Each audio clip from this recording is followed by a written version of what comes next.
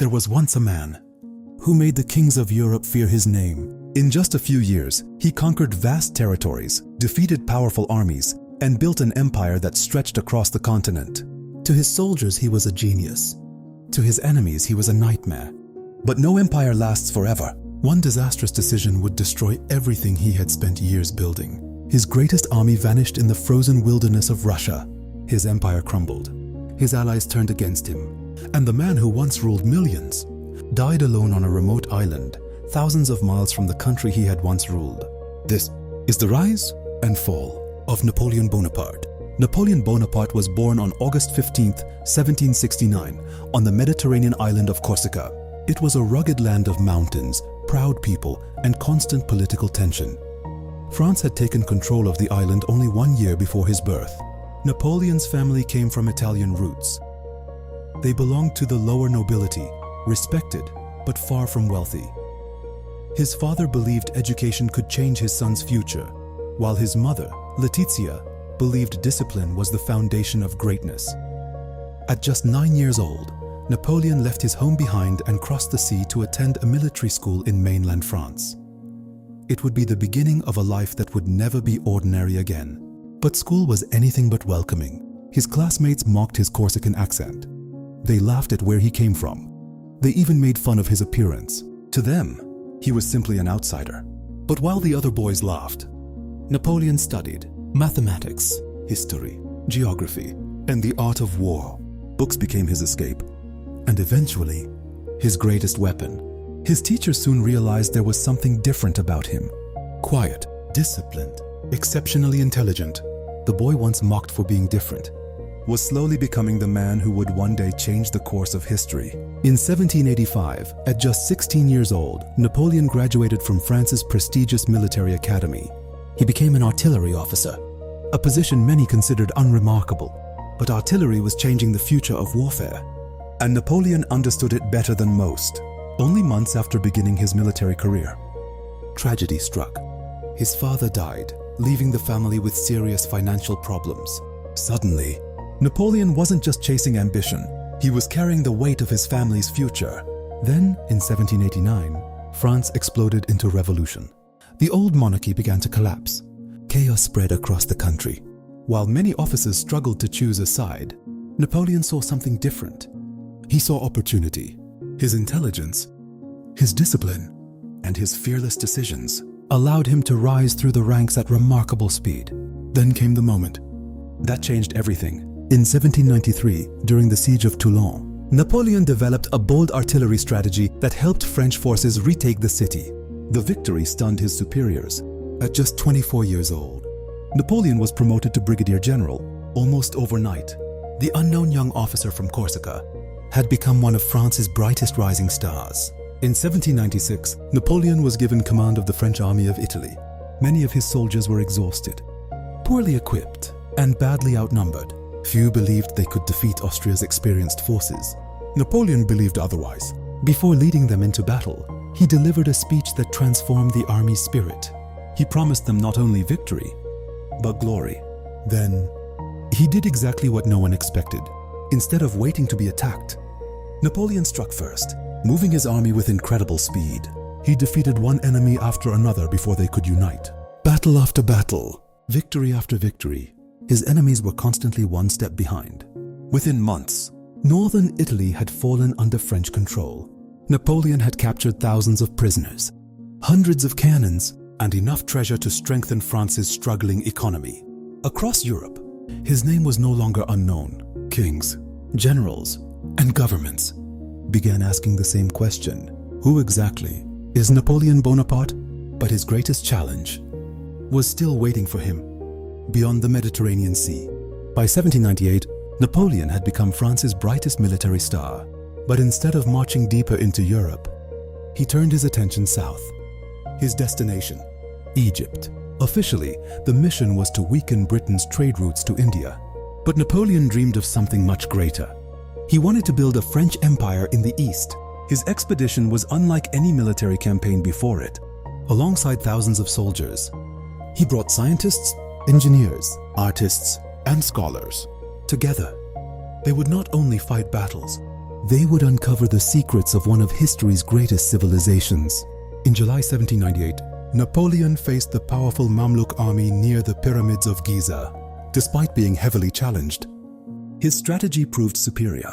The French secured a decisive victory, but triumph quickly turned into disaster. Only days later, the British Royal Navy, led by Admiral Horatio Nelson, destroyed almost the entire French fleet at the Battle of the Nile. Napoleon had won Egypt, but lost his escape. Trapped far from France, he soon received shocking news. His country was falling into political chaos. Without waiting for permission, he secretly sailed back to France. What happened next would change not only his life, but the future of an entire nation. France was collapsing. The revolution had overthrown the monarchy, but it had failed to bring stability. Corruption, political chaos, and economic hardship had pushed the nation to the edge. Napoleon saw an opportunity. In November 1799, he helped overthrow the French government in a bloodless coup. At just 30 years old, Napoleon became the first consul of France. Although France was still officially a republic, real power now rested in his hands. But Napoleon wanted more than power. He wanted to rebuild a nation. He reformed the government, strengthened the economy, improved education, and introduced the Napoleonic Code, a legal system that would influence countries around the world for generations. His popularity soared. Then, on December 2, 1804, in front of Pope Pius VII, Napoleon did something that shocked all of Europe. Instead of allowing the Pope to crown him, he took the crown with his own hands and placed it on his own head. The message was unmistakable. His authority came from no king, no church, and no dynasty. It came from himself. Napoleon Bonaparte was now Emperor of the French, but becoming emperor meant making enemies across all of Europe. Once Napoleon became emperor, Europe united against him, one coalition after another, determined to bring him down. But every army they sent seemed to meet the same fate: defeat. In 1805, Napoleon faced the combined forces of Austria and Russia near the town of Austerlitz. Outnumbered, he deliberately appeared weak, luring his enemies into a trap. Then, he struck with devastating precision. By the end of the day, the coalition army had collapsed. Historians still regard Austerlitz as one of the greatest military victories ever achieved. But Napoleon didn't stop there. He crushed Prussia at Jena, defeated Russia at Friedland, and expanded French influence across much of Europe. Kingdoms fell, borders were redrawn, his brothers and allies were placed on foreign thrones. At the height of his power, Napoleon controlled, directly or indirectly, much of continental Europe. To millions, he was unstoppable.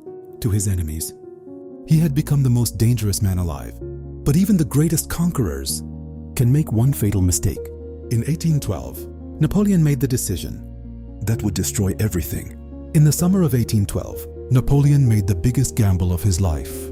Determined to force Russia back into his economic blockade against Britain, he marched east with more than 600,000 soldiers. It was the largest army Europe had ever seen. Napoleon expected a swift victory, but the Russians refused to fight the war he had planned. Instead, they kept retreating, village after village, city after city. They burned everything behind them: food, shelter, supplies. Nothing was left for the French army. Then came the Battle of Borodino, one of the bloodiest battles of the Napoleonic Wars. Napoleon claimed the battlefield, but at a terrible cost. When his army finally entered Moscow, the city was almost empty. Soon after, fires consumed much of the capital. There would be no surrender, no peace, and no victory. With winter approaching, Napoleon had no choice but to retreat. What followed was a nightmare. Freezing temperatures, starvation, disease, and relentless attacks from Russian forces turned the retreat into a disaster. The army that had crossed into Russia as the most powerful force in Europe returned as little more than a shadow of itself.